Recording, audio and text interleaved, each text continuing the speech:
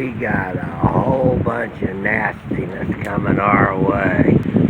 This is a storm that's coming through on May 2nd. It's been dropping heavy, evidently golf ball size hail all around. I'm trying to stay under cover, keep the phone dry. This is really, really dark out there. It doesn't look as dark on the camera phone, but I took a bunch of stills. It's moving fast. There's a lot of scud underneath it.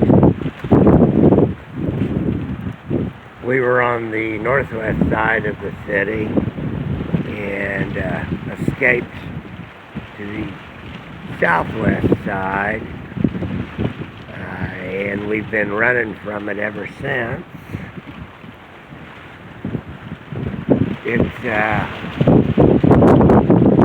gonna be nasty. We're under the carport. I'll film anything big that happens.